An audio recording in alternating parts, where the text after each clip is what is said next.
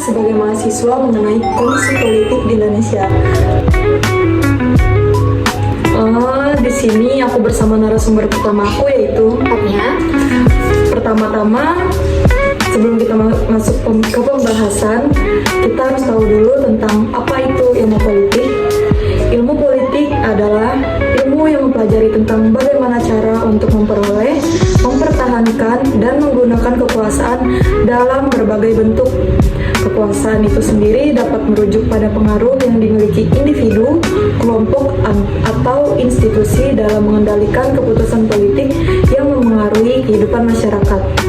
Ngomongin tentang ilmu politik, pasti nggak terlepas dari teori politik.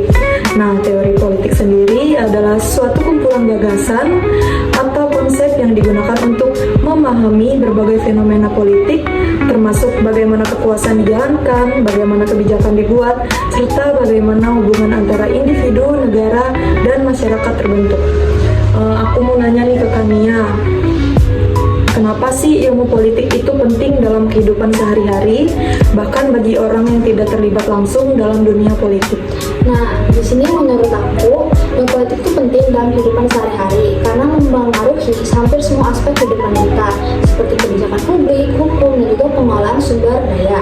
Nah, tanpa politik yang terorganisir, negara kita ini bisa mengalami kekosongan kekuasaan yang nantinya akan mengakibatkan ketidakstabilan dan juga ketidakpastian dalam suatu negara. Nah, meskipun tidak terlibat langsung dalam politik atau kita melakukan praktik politik, pemahaman tentang ilmu politik ini bisa membantu kita memahami bagaimana kebijakan mempengaruhi kehidupan sehari-hari kita dan juga menjaga keseimbangan antara kepentingan individu dan kepentingan umum atau kepentingan Politik.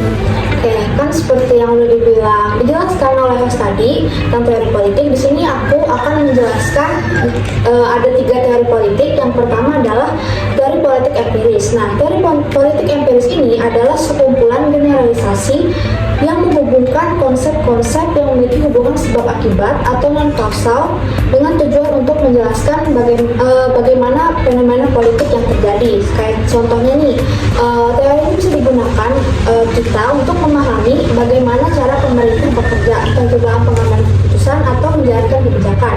Yang kedua adalah teori politik ideologi. Nah, menurut Miriam Budiarjo, politik dipengaruhi oleh sekumpulan nilai, ide, norma, serta keyakinan yang dimiliki oleh individu atau kelompok.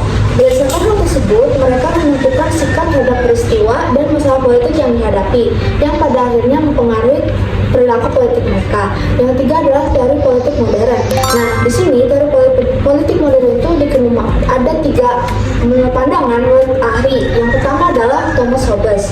Nah, Hobbes berpendapat bahwa dalam keadaan alami manusia itu cenderung hidup dalam kekerasan dan konflik. Nah, akhirnya hadir negara atau penguasa yang memiliki kekuatan absolut adalah kunci untuk menciptakan kedamaian dan juga ketertiban. Dengan kata lain, Hobbes menekankan pentingnya otoritas yang kuat dan mutlak dalam menjaga stabilitas dalam masyarakat. Yang kedua adalah John Locke.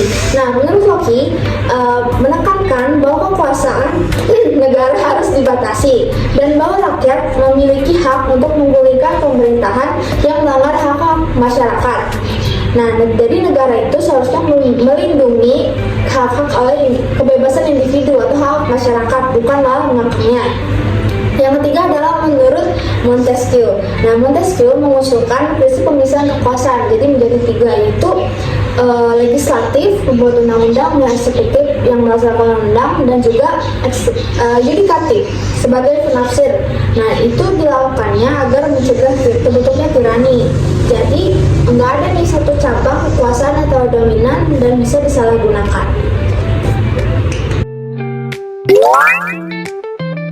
Di Indonesia.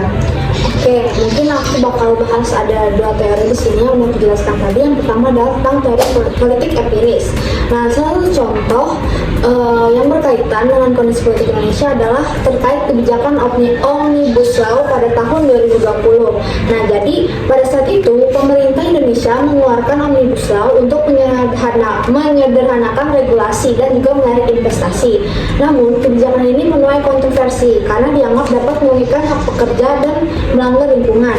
Nah, kalau dianalisis dari teori politik empiris dari sebab akibat, kebijakan tersebut dipengaruhi dipengaruhi oleh kebutuhan pemerintah untuk mendorong pertumbuhan ekonomi dan juga menarik investasi asing. Namun, dampaknya adalah munculnya protes besar-besaran dari kalangan buruh dan juga mahasiswa yang merasa dirugikan oleh kebijakan tersebut. Nah, berarti dalam praktiknya, protes dan juga demonstrasi yang terjadi menunjukkan adanya ketidakpuasan di kalangan masyarakat yang memperlihatkan hubungan antara keputusan politik pemerintah dan juga respon publik. Kemudian yang kedua adalah teori perumisan kekuasaan oleh Montesquieu. Seperti yang sudah aku jelaskan tadi, bahwa konsepnya dia itu membagi kekuasaan menjadi tiga. Yang pertama adalah legislatif, eksekutif, dan juga yudikatif. Memang di Indonesia sudah diterapkan berbagai kekuasaan ini, legislatif untuk DPR, kemudian eksekutif presiden dan menteri, kemudian yudikatif pada MA dan juga MK. Tapi dalam praktiknya kita tahu bahwa masih ada kayak kendala ataupun rintangan gitu yang dihadapi oleh lembaga ini, terutama dalam lembaga yudikatif. Seperti yang kita tahu, kalau misalnya teman-teman tahu kasus korupsi timah 270 triliun itu, tersangkanya dihukum hanya 6 tahun penjara, padahal dia sudah merugikan negara. Ini membuktinya merupakan hukum di Indonesia ini cukup melemah. Oke, sekarang kita beralih ke narasumber kita yang kedua, yaitu Viola. Nah, di sini aku mau bertanya. Oke, jadi peran ideologi, terutama Pancasila dalam perdebatan politik di media sosial saat ini itu sangat penting ya, untuk membantu kita berpikir kritis dan menyaring informasi yang beredar. Nah, di era saat ini di mana banyak sekali hoax dan berita-berita palsu yang menyesatkan. Nah, di mana ideologi yang kuat seperti Pancasila itu bisa menjadi panduan dalam menilai kebenaran suatu informasi. Pancasila itu mengajarkan nilai-nilai yang mencakup persatuan, keadilan, musyawarah, yang dapat membantu kita berdiskusi dengan cara lebih rasional dan konstruktif di media sosial. Oke, aku mau bertanya nih, kamu sebagai mahasiswa, seberapa besar peran kamu dalam membentuk arah kebijakan politik di Indonesia? Oke, jadi peran mahasiswa dalam membentuk kebijakan politik di Indonesia itu sangat besar ya perannya, karena ya, seperti pada tahun 1998 itu saat reformasi, adanya demonstrasi dan gerakan mahasiswa itu berperan penting dalam mendorong perubahan politik besar, yaitu jatuhnya pemerintahan Orde Baru. Terus dengan pendidikan dan pemikiran yang kritis, mahasiswa dapat mempengaruhi opini publik dan memberikan tekanan pada pemerintah untuk mengubah kebijakan yang tidak pro rakyat. Oke, kita masuk ke pertanyaan terakhir. Menurut kamu, gimana sih pendidikan politik dapat meningkatkan kesadaran politik di kalangan mahasiswa?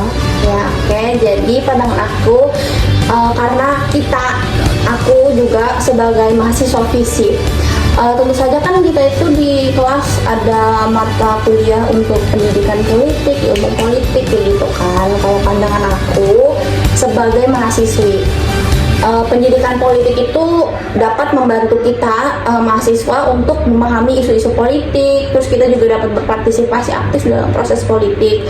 Misalnya karena kita udah di atas 17 tahun, kita bisa berpartisipasi aktif dalam proses politik. Itu seperti menjadi panitia KPPS, karena kan kita udah di atas 17 tahunnya. Terus kita dapat demonstrasi, melakukan demo gitu kan, untuk penyampaian aspirasi rakyat jika ada kebijakan yang tidak pro rakyat. Terus lalu juga kita memberikan pemahaman kepada generasi muda tentang gimana sih sistem demokrasi itu bekerja, terus mulai dari peran legislatif, eksekutif, dan yudikatif. Terus karena itu mahasiswa dapat menghargai hak suara dan lebih peduli ataupun berperan aktif dalam isu politik tersebut.